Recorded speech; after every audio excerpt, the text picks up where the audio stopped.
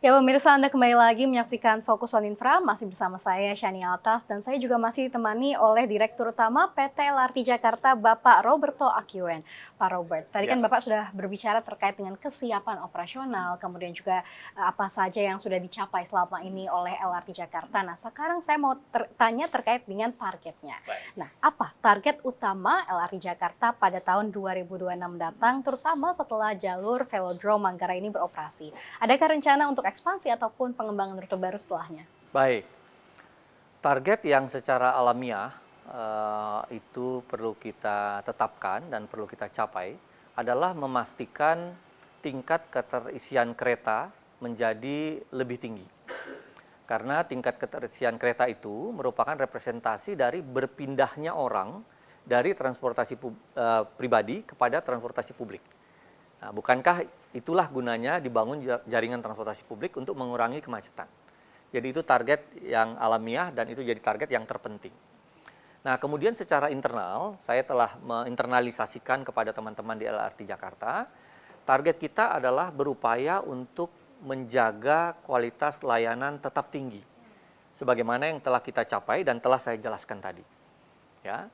Kemudian yang berikutnya, kita ingin mengoptimalkan aset-aset yang dimiliki oleh LRT Jakarta. Nah, apa yang saya maksudkan dengan aset-aset yang dimiliki oleh LRT Jakarta adalah untuk menghasilkan pendapatan di luar tiket. Apalagi ada program dari Gubernur DKI Jakarta yang bagus sekali, yaitu memberikan tiket gratis kepada 15 golongan masyarakat. Nah, itu juga berlaku untuk LRT Jakarta, sehingga kita tidak bisa mengandalkan pendapatan dari tiket. Oleh karena itu, kita mengupayakan pendapatan dari non-tiket, memanfaatkan aset-aset kita yang ada di depo, seperti penyewaan lahan untuk fasilitas olahraga, restoran, dan sebagainya.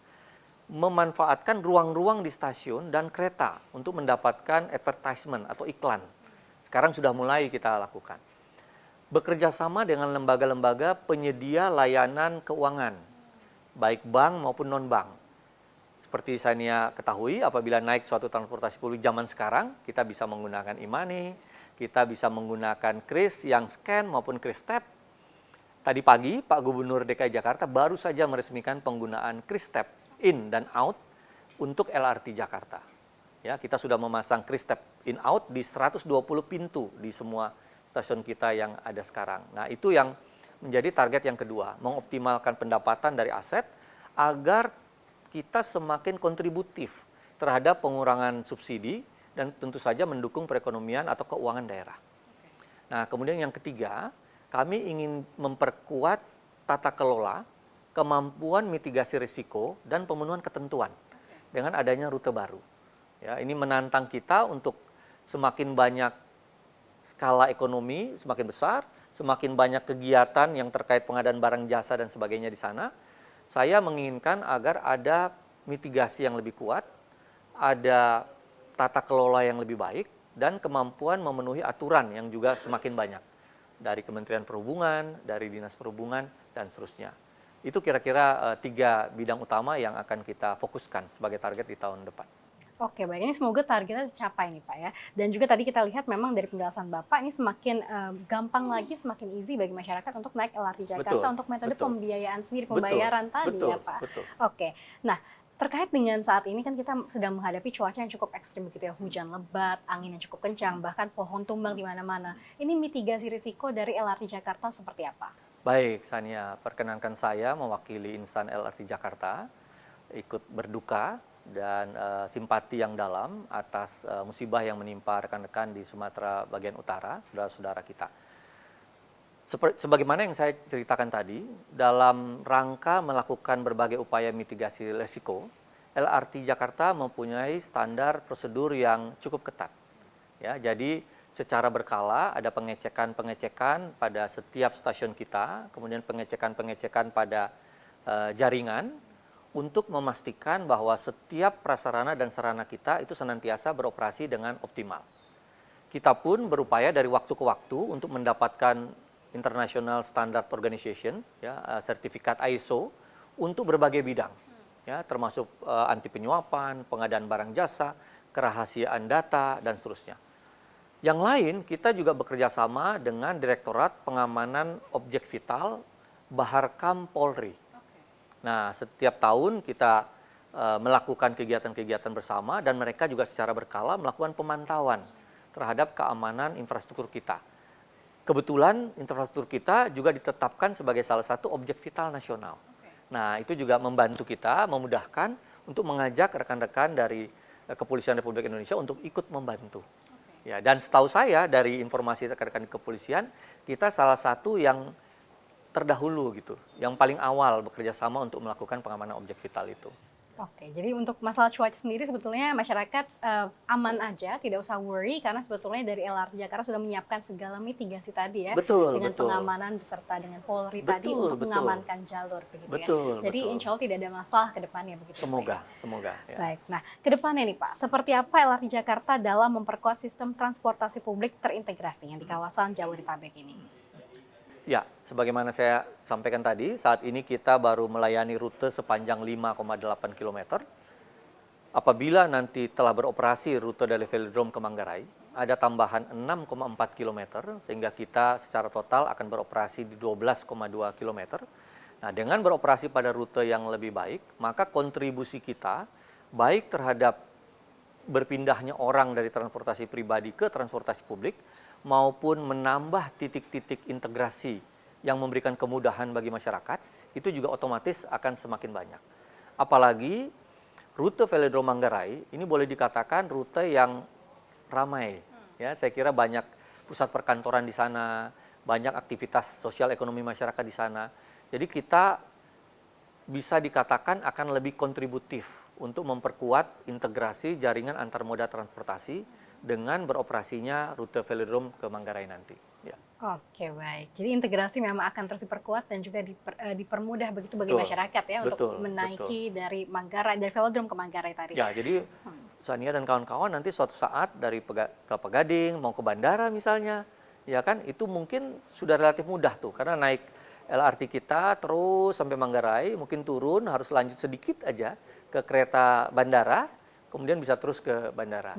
Ya, apabila suatu saat rute 1C kita ke Duku Atas sudah dibangun, maka jauh lebih mudah.